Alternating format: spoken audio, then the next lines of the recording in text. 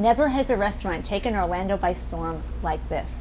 Despite its controversial name, the Ravenous Pig is unquestionably Orlando's hottest restaurant. Join us to see why Orlando's sophisticated foodies can't get enough of this place. The Ravenous Pig bills itself as a gastropub. What does that mean? Essentially, it's a pub, an inviting drinking hole, that has destination-worthy food. We've both cooked in a lot of nice places and been in fine dining kind of most of our lives and most of our careers. And we love to eat, we love to go out and enjoy great food, but we're pretty laid-back people. We don't really take ourselves that seriously.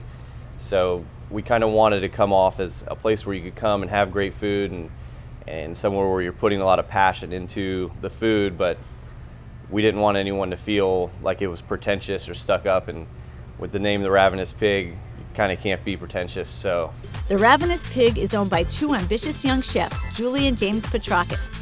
They both grew up here but trained at top places: the well-respected Culinary Institute of America, world-class hotels, one opened the Ritz-Carlton Grand Lakes, the other Primo at the Marriott next door, and Luma.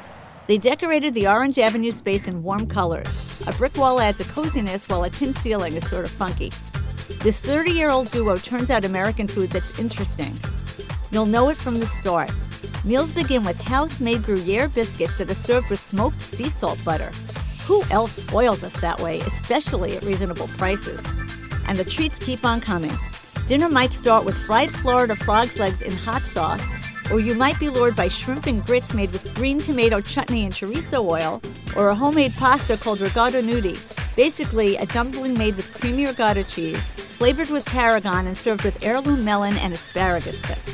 If you want a lighter meal, order off the pub menu. Lobster tacos are a mainstay here.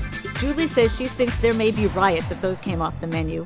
Along with juicy burgers topped with caramelized onions and buttermilk blue cheese. On both menus, the chefs Petrakis are mighty ambitious. They were afraid to be what Julie calls too cutting edge at first, fearing their Central Florida customers wouldn't be as open to new flavors as former guests in New York were. Nice surprise. Visitors enjoy it when the menu is adventurous, Julie reports, gobbling up snails and rabbit and foie gras when it's offered. Although steak frite, steak with French fries, in this case, porcini marinated flat iron steak with truffle fries, always sells well. Every menu changes every single day. We do it so that we can use the freshest ingredients available.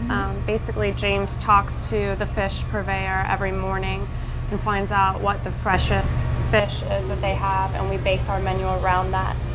That way we can choose really seasonal items. If a farmer calls us and has a really cool item, we just say send it to us and we'll put it on the menu, and it allows us to be really flexible with our menu. One Saturday a month, the Ravenous Pig pays tribute to its name by having an old-fashioned pig roast. The chefs buy an organic Hereford pig and cook it on a spit over a smoker for 12 hours. I understand you make all your own charcuterie, your salamis, etc. in-house from a whole pig or wild boar. Tell me more. we do a lot of our own charcuterie and in-house sausage and salumi making. We like to bring in whole pigs and whole animals. Our pigs are coming from Palmetto Creek in Avon Park, just about an hour and a half south of here. So we're supporting our local farmers, and it gives us as well as our cooks the chance to work with a whole animal and break it down and kind of get a respect for the animal and using every part of it that's given to us. And the charcuterie utilizes parts that are not really great for sauteing or grilling, such as the hams, some of the back straps, things like that. This way we can cure them, see how they change over time, and it really becomes more of an artist's craft than anything else. Don't think the chef's Petrakis will let you down when it comes to homemade. Every sweet is scratch-made just like the rest of the menu. So splurge on that almond brown butter financier with caramelized pineapple and coconut sorbet, or the dessert known as pigtails. They're sizzling fritters tossed with cinnamon sugar and served with chocolate espresso sauce. And to drink, the Ravenous Pig always has several interesting beers on tap, plus dozens of interesting and affordable wines, many poured by the glass.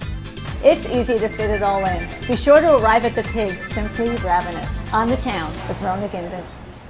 To read more about local restaurants from Rona Gindin, subscribe to Orlando Magazine. Visit Orlando Magazine online at www.orlandomagazine.com.